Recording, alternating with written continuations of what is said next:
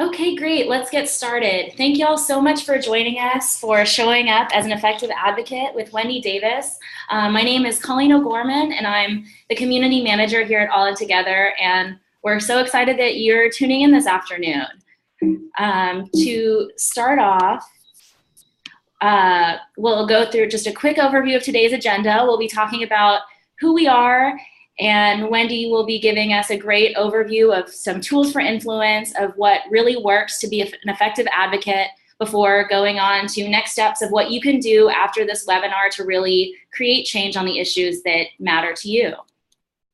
And we're really excited for everyone to join the conversation. In addition to following both All In Together and Deeds Not Words on social media, we also encourage you to participate in this webinar by asking questions in the chat box. We'll be having Q&A at the very end of the webinar, but feel free to put your questions in that chat box all through the webinar, and we'll get to them at the very end.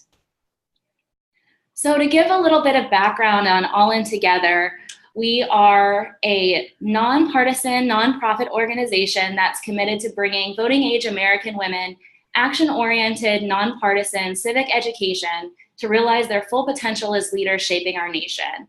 So we go around just across the whole country providing industry-specific policy forums and action-oriented workshops to train women on how to be advocates on the issues they care about. We don't tell them what issues they should be advocating on, but we do provide skills like how to make an effective call to your congressperson, or how to make sure you're registered to vote. All of these really important skills between voting and running for office to really make our democracy more representative. And we're so excited to be partnering with Wendy and Deeds Not Words, which is another awesome organization that is working hard to equip women with the tools they need to participate in our democracy and really impact change on the issues that matter to them. And without further ado, I'm so excited to introduce Wendy Davis, who needs no introduction. She became better known on the national stage after her amazing filibuster 5 years ago now. And recently, she's been working hard with Deeds Not Words, an organization she founded to help create change in our country around important issues. Thanks so much for joining us today, Wendy.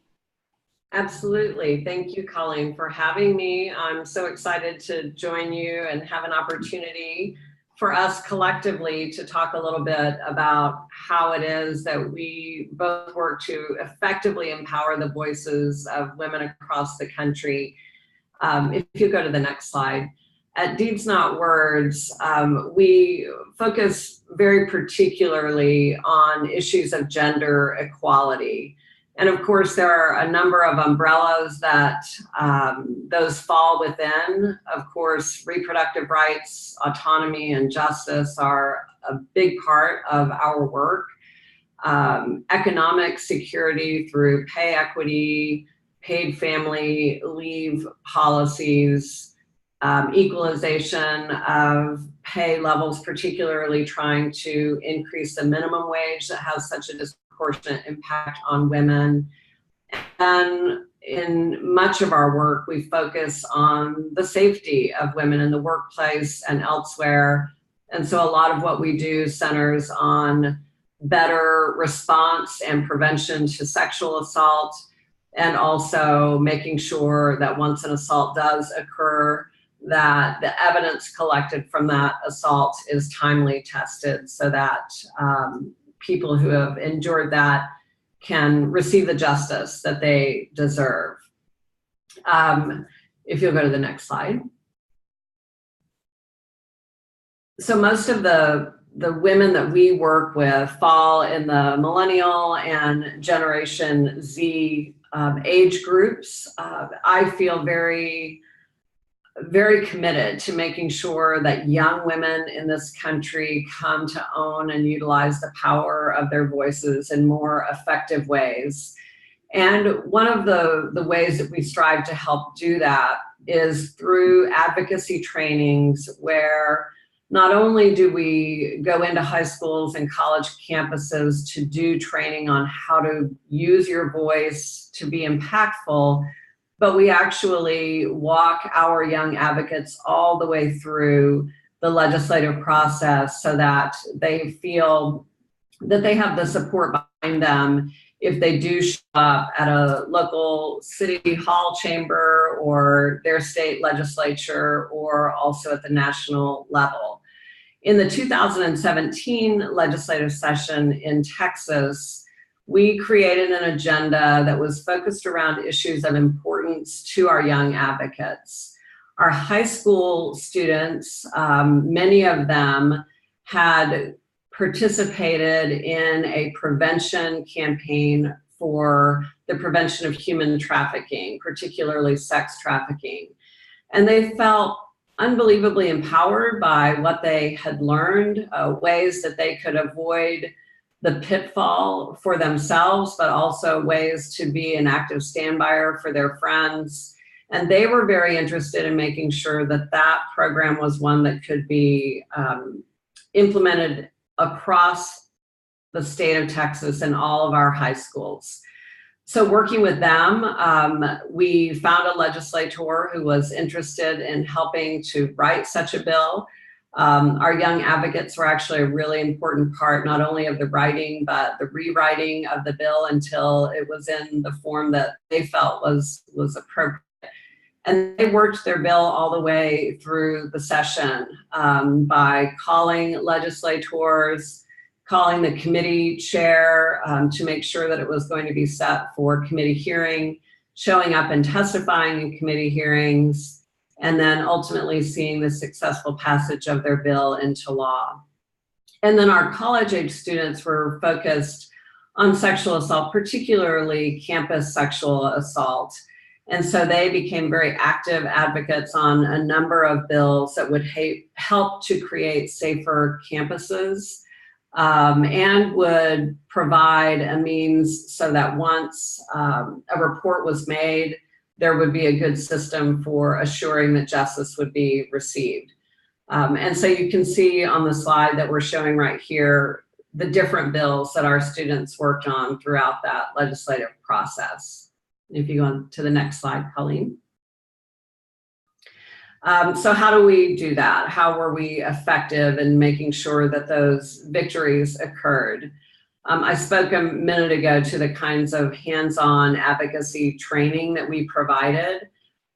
We partnered with organizations that have much greater expertise on areas of sexual assault so that they could be a part of the training, helping our young advocates to understand kind of the landscape of the current state of the law, but also some important changes that needed to be made. We facilitated meetings with state senators and state representatives, many of whom actually came to some of our larger campus gatherings to talk about bills that they were either interested in filing or had already filed to seek support of our young advocates behind those bills.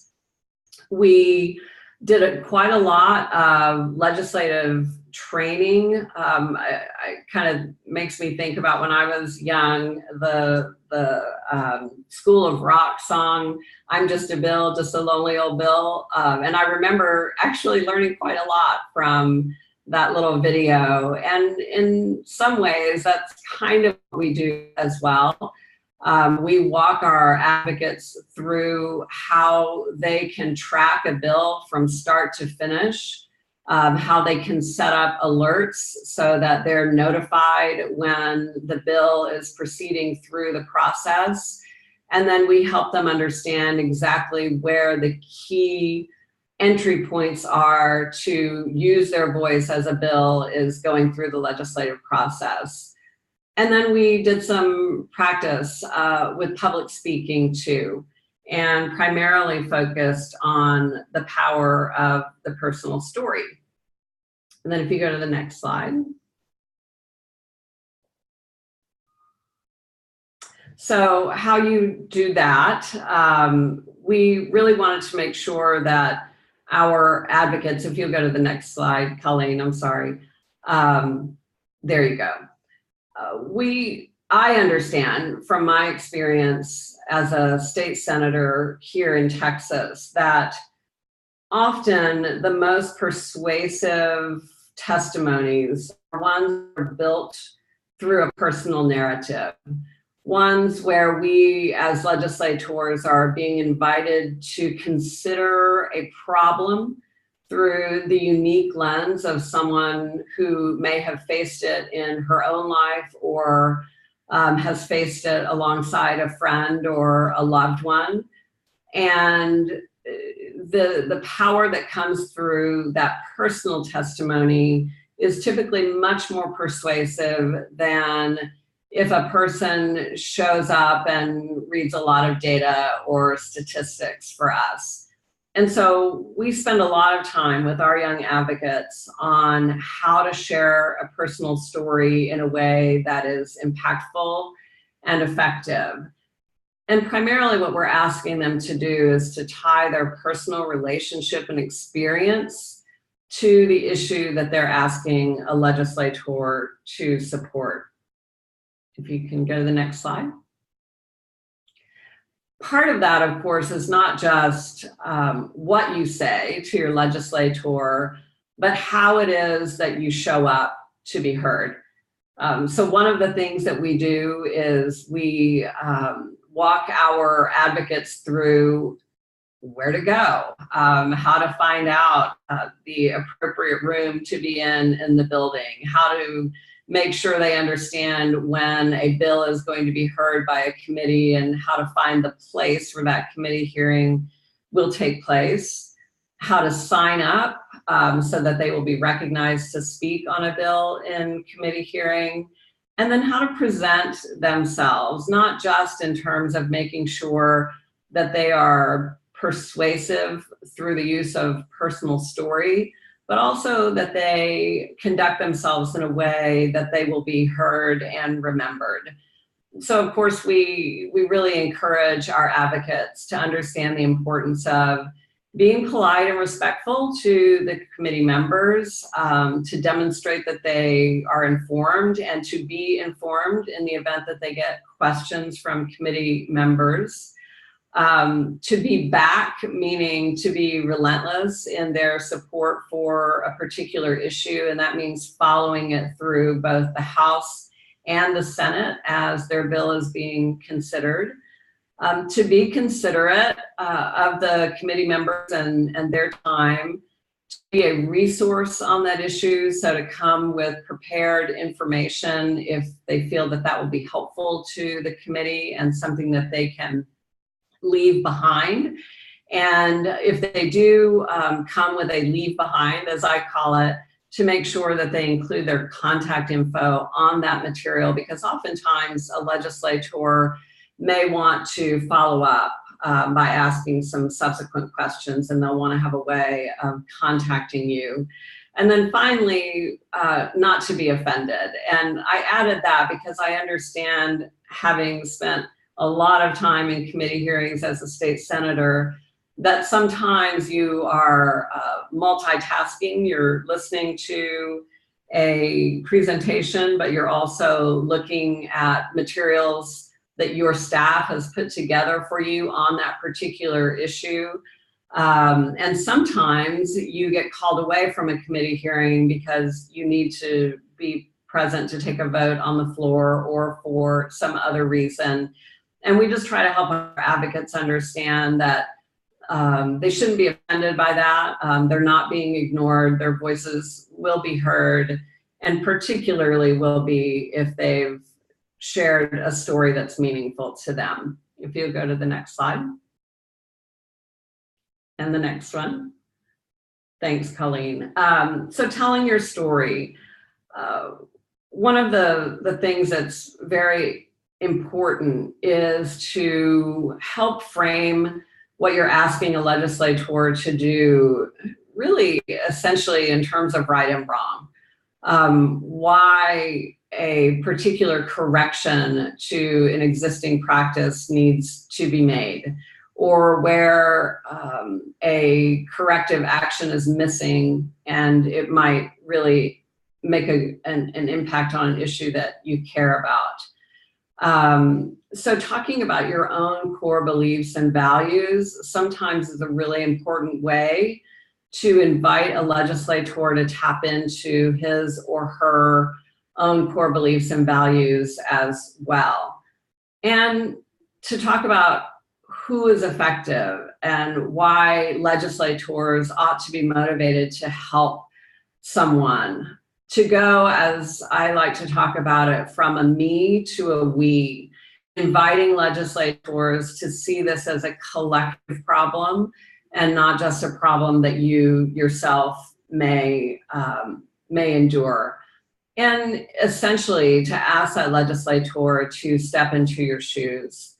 One of the most memorable moments that I've had as a state senator, listening to hours upon hours of testimony from people who came before us in committee hearings, was that of a young woman who was there articulating support for the continued funding of the alternative high school program that we have in the state of Texas. And she probably was 16 or 17 years old. She was already a mother. She had dropped out of high school when she had her baby, and she described her despair at feeling as though she were never going to get a high school diploma. And the fact that a particular school reached out to her, one of the alternative schools in our state, they encouraged her to believe in her ability to get back on the path of education and to get her high school diploma. She talked about what her day-to-day experience was, rising every morning very early, getting her baby ready and herself ready, getting on the bus with a baby, a stroller, a backpack, taking her infant son to childcare, where she would then get on a second bus to go to school. And then the kind of support that she received while she was there. And that on the days when things got so hard that she decided to give up, that the school just wouldn't let her, that if she didn't show up for a few days, they would reach out to her and encourage and support her, and she would get back on track.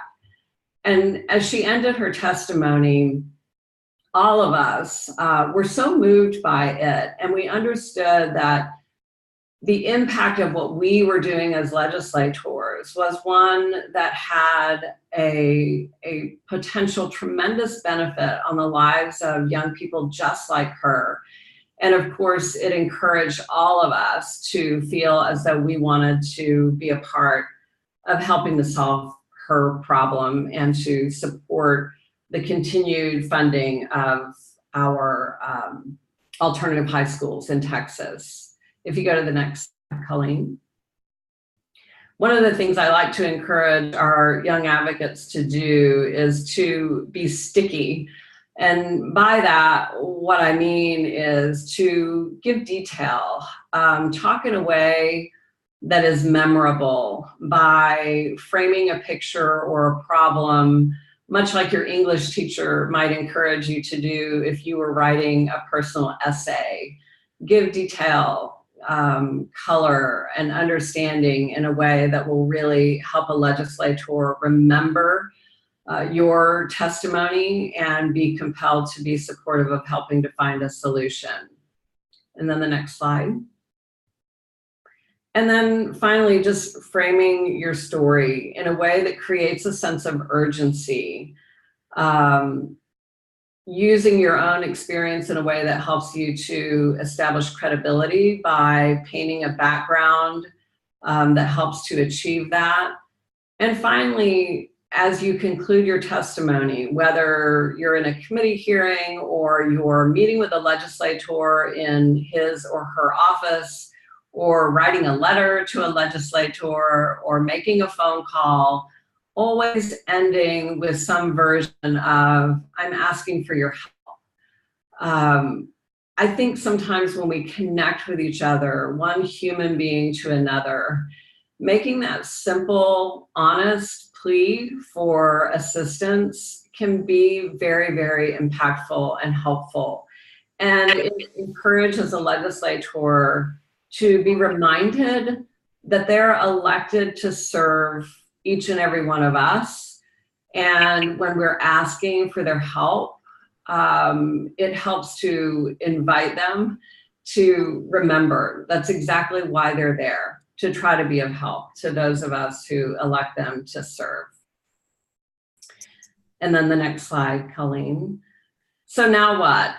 Colleen's gonna walk through with you a little bit about the who, and then she'll come back with me to talk about the what and the where.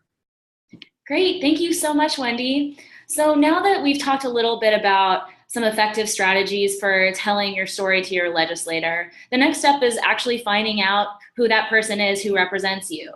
And one way to do that is if you visit the All In Together Action Center at aitogether.org/action center, you find this one-stop shop for reaching out to your representatives and finding out exactly who they are. And how this works is when you log in for the first time, just by plugging in your zip code, it'll find out what district you're in and exactly who represents you. And so if you click into My Legislators, I just used an address that was in Austin for kind of Wendy's fake profile that I made, but it shows that these are the legislators who represent that address. And as you can see, you can find both the 2 senators from Texas and the representative in Congress from Texas, as well as the Texas state senator and the Texas state representative who represents this district. And so if we clicked in further, we've been talking mostly about advocating on issues at the state level. So I clicked into the state representative for this part of Austin. And as you can see, not only do you have a little bit of information about the representative, but also her contact information to write her an email, to give her a call, or even to reach out to her scheduler to schedule a visit. And I know Wendy's going to talk more about strategies for meeting your representatives in person, but those are all tools that you can find here on our Action Center. The other thing you can do here is do a little bit more research on your representative. As you see, if you can scroll down, it'll link to their official website, their Facebook page, and their Twitter page. And this is a great way to learn more about their background, if they have any, on the issue you're advocating for specifically, to give you a little bit more preparation before you meet with them. So with that, that's how exactly you'll find your legislator if you go on to our Action Center at All In Together. But now I'll turn it back over to Wendy to talk about what to do after you found them. But before I do that, I also want to remind folks that we are going to have a Q&A session after this conversation. So please feel free to type those questions in the chat box as they come to you. But thanks, I'll hand it back over to Wendy now.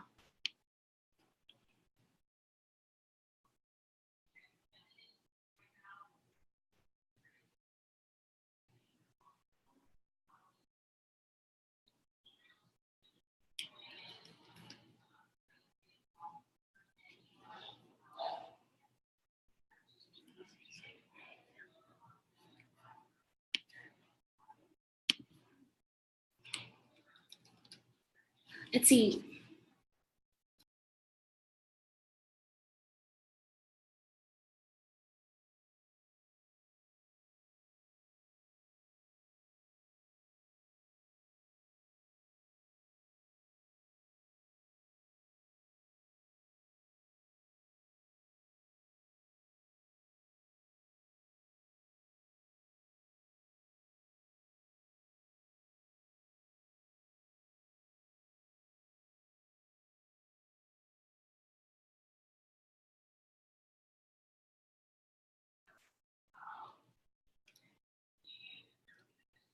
Sorry for the quick pause, everyone. We'll get back to the conversation shortly.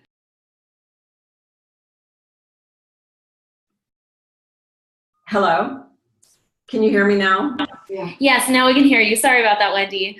Oh, I'm so sorry. You know, I think we were on mute. I'm so sorry. Oh, no worries. Yeah, if you just want to start from the top on what you were going to say around meeting your legislator. Yeah, so part of the important thing to know if you want to be an effective advocate are the places and the times in which it's important for you to weigh in.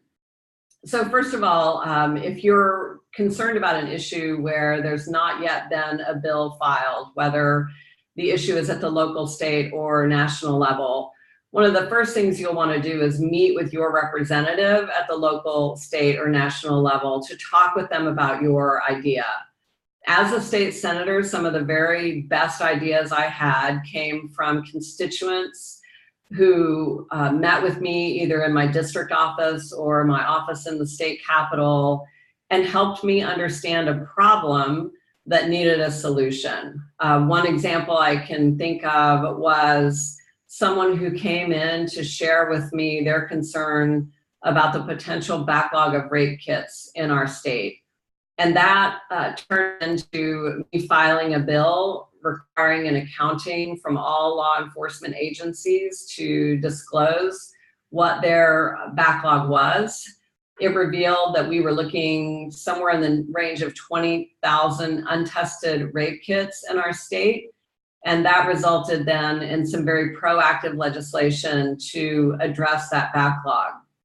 So don't ever worry that your thought or idea is one that will be dismissed, because I can assure you, many legislators, as I once was, are very eager to hear from constituents about problems that need solving and ways that we can try to be helpful in that regard.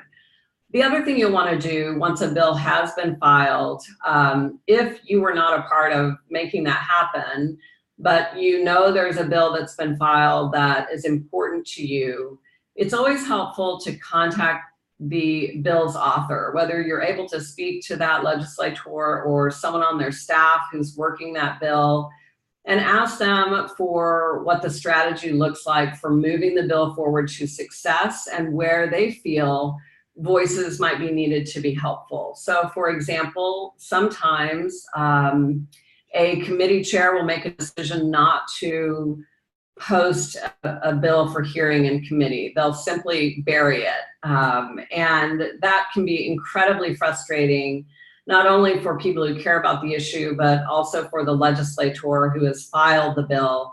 And so sometimes a legislator might want you and others to participate in a demand that the committee chair set a bill for hearing. Other times it might be the case that the committee chair has willingly done that. And so the strategy of calling and harassing a committee chair is not a good idea because you don't want to alienate them. So you just want to check on strategy with the bill's author to see how you can most be helpful. And then finally, when a hearing is granted on the bill, we do help our young advocates understand exactly how to track a bill's progress so that they know exactly when that hearing is going to be, where it's going to be, and how they sign up to make sure that they'll be heard on that bill. If they're not comfortable speaking in committee hearing, we also help them understand how to file written testimony in support of or against a bill. And then again, we invite them to understand how much more powerful they can be if they share personal story as a part of their persuasion. And then if they're local representatives, whether it's their city council person, their state rep or state senator, or their US rep or US senator, are not on the committee where a bill is being heard, but ultimately are going to have a vote on that bill when it moves to the full House or Senate, then you'll want to make sure that you educate your individual legislators as well, so that once a bill does come out of hearing and is going to be heard by them in the full Senate or the full House, that they'll understand why the bill is important, and they'll have the kind of background on it which will be helpful to them if they need to articulate a position on the bill during a potential argument on the bill in their chamber. And then if we could just go to the next slide. So final thoughts and next steps. If you go to the next slide, register your email. This is something that you can do within your own state, wherever you are. Every state has a process where if you go to their website, You'll find ways to register your email, to sign up to track a particular bill. And then finally, of course, when it is time for that bill to be heard, to show up and to make sure that your voice is added. And then finally, not on the slide, but I will also add that sometimes a very important part of being persuasive on an issue, particularly if it's controversial, is to do a kind of public opinion campaign. And that's one of the things that we work with our young advocates to be able to do successfully. How to use social media as a resource for promoting understanding and support around an issue that's of importance to them. And then doing some other public campaigning, such as writing letters to the editor. We do sample letters to the editor as part of our toolkits. And just really want our advocates to understand there are many different directions through which we can show up and be impactful in conversation. Obviously, we've all watched, I certainly have, in awe of the young people, beginning with the Parkland, Florida shooting, who have stepped up all over this country in such a very powerful way, demanding that their voices are heard, and who aren't just leaving the conversation after a rally, but are going to the next important steps of meeting with legislators, pushing for the filing and passage of legislation, and then finally making sure that they're encouraging everyone they know to, at the very least, register to vote and show up to vote and to vote their conscience on issues that are really important to them.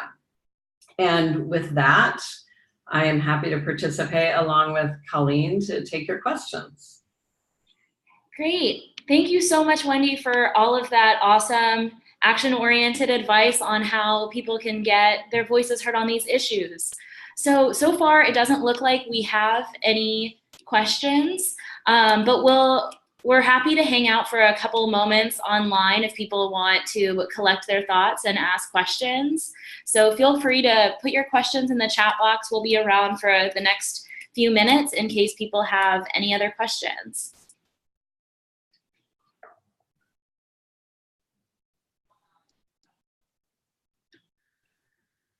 Great, it looks like we have a question. This seems like it'll be a good one for you, Wendy, because you've been doing so much work with college students. Someone asked what you can do on college campuses to advocate for the issues you care about. So the first thing I would suggest is to find a like-minded group of people. Perhaps there's a particular organization that has formed on your campus that's reflective of an issue that you care about.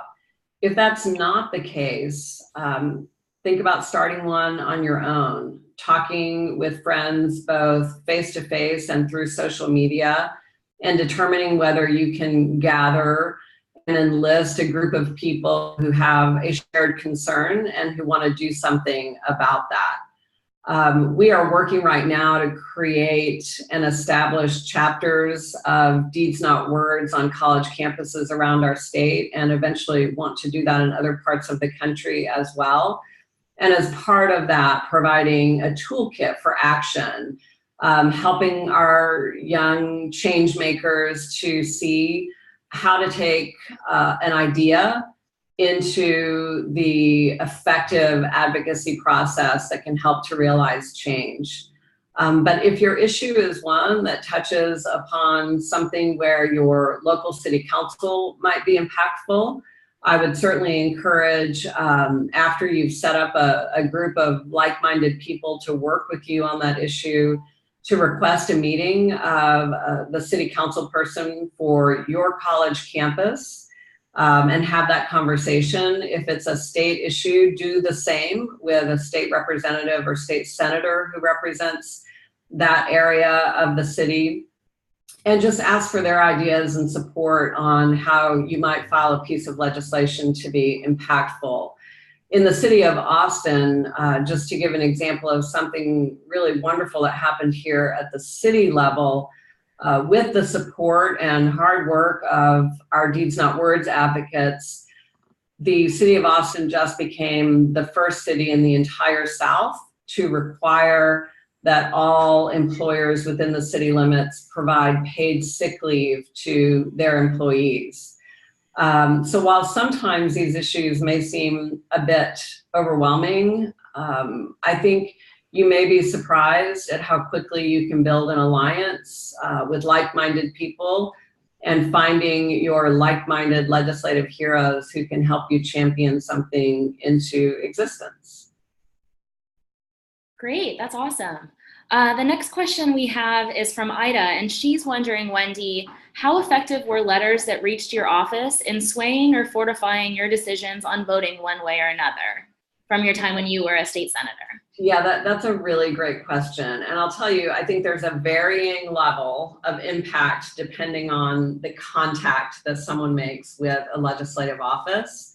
The least impactful, but I don't want to say this in a way that discourages doing it, because there is an accounting that's made by legislative staffers of the number of people who write emails on an issue, and typically legislators will have their staff kind of keep a tally, you know, of the fors and the againsts on a particular issue, so they get a feel of the way their constituents are feeling. But I say least impactful because an email obviously can oftentimes be something that you just copy, paste, and send, and what's left out of it usually is that kind of personal connection that helps make it as resonant as it could otherwise be. The second, more impactful way of contacting a legislator's office is to write a personal letter. This does give you a chance to include personal story and narrative as part of what you're asking them to do. I can tell you as a legislator that oftentimes letters like that were put directly in front of me, not just for my staff to read and tell me about, but because they felt like they really were ones that would be important for me to see. Then another slightly more impactful way of weighing in is to make that direct phone call. It's not always going to be the case that you have a conversation with your legislator, but you'll have a chance to have a conversation with a member of their team, usually someone who's assigned to the particular issue that you're calling about. If you can't get past the receptionist, I would call until you do, because ultimately they're going to make sure that you are able to talk with someone who can help you be more impactful. And then meeting with legislators in their offices is one level even more impactful in terms of involvement. And that can take the shape of meeting with them in their district offices when they are home and not in session, or maybe just on break for a couple of days. Or if they are in legislative session, meeting with them in their capital offices. Again, you may not always be able to meet directly with that legislator depending on their schedule, but ask to meet with the policy staffer who is overseeing that particular policy. And then finally, the most impact you can have is showing up in committee hearings, because you have an opportunity to speak not just to the legislator who represents you, but legislators from different parts of the state or the country, and legislators from different partisan backgrounds. And I find it's always really effective if someone brings to committee hearing a way for us to find a solution that is free of the kind of partisan charge that sometimes makes people go into their corners and take a defensive posture to things. Great, that's wonderful. Thank you so much, Wendy, for sharing on your experience, not just as a legislator, but also as an advocate, and sharing your expertise on these really important tips for us all to be better advocates on the issues that we really care about. Since we don't have any other questions, I just want to thank you again so much, Wendy, for joining us today, and for everyone who tuned in and took some time out of their day to listen in. We all hope that this is just the beginning of this really important conversation about how we can be more effective advocates on the issues that we care about. And please stay in touch with both Deeds Not Words and All In Together about these important issues. Thanks so much for joining us, and have a great rest of your day. Thanks, Colleen.